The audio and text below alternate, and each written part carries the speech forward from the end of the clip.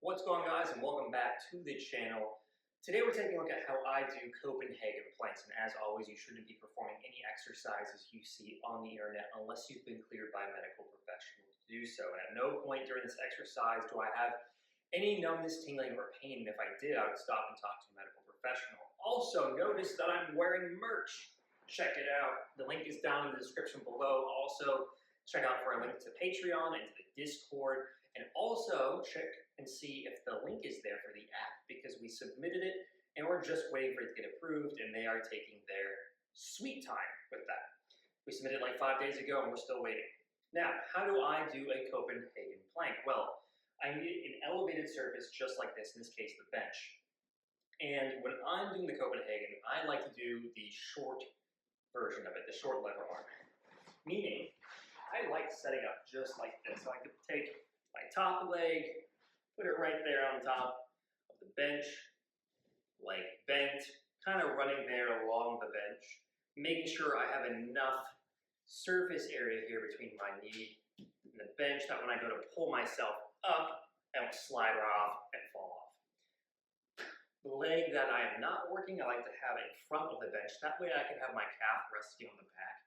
So that way I know that if I'm rolling my hips forward or rolling my hips back, this calf kind of rolls with me to let me know that I'm kind of coming out of alignment. So what I'm trying to do is make a perfect line from my shoulder to my hip to my knee, nice and straight, like in this plane right here. So I'm trying to make it nice and level with the ground. But also from a top-down angle, I'm trying to make sure that my hip isn't bent. And I'm pulling my chest forward and pushing my hips back, or pulling my hips forward and pushing my shoulders back. So this is what it looks like. And I tend to hold these right now, after doing them for a while, 3 sets of 20-second holds or 3 sets of 30-second holds. And again, you can see how this leg right here resting lets me know if I start coming forward, okay, I start rolling when I feel it in my calf. If I roll backward, my calf again lets me know. This is the short version. The long version, if I'm feeling really ambitious, is I put my ankle up here, I sneak my other leg underneath, and I do the long version. Oh. And that one I haven't quite mastered yet. But a few years ago, I was able to do those for 20 seconds. Now, what are the adductors and why are they important? The adductors are really important for hip stability, and they're also one of the things that I realized getting older in life. Having muscle imbalances in my body is never something that results in anything good. It's always something that seems to lead to some sort of pathology later in life.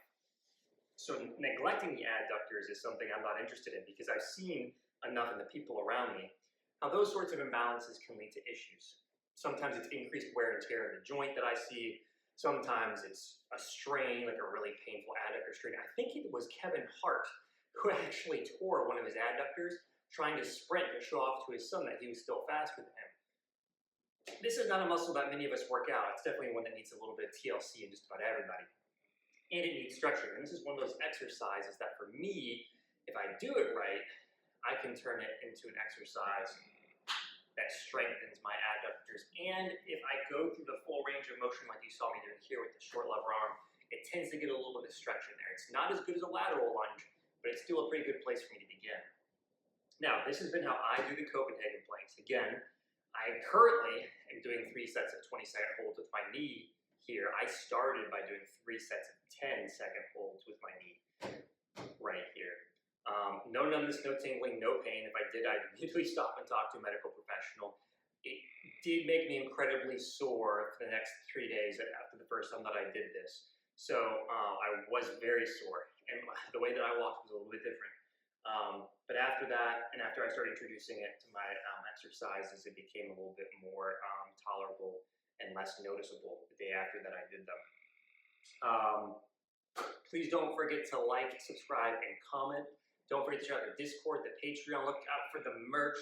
This is not the only color that I have. I also have I have beige and I have black. Black definitely is the best seller. It's already sold out once, and I made a whole bunch more. So please don't forget to like and subscribe. Comment on what you want me to do next. Now everybody stay healthy, stay fit, and stay awesome, and I will catch you guys all in the next video.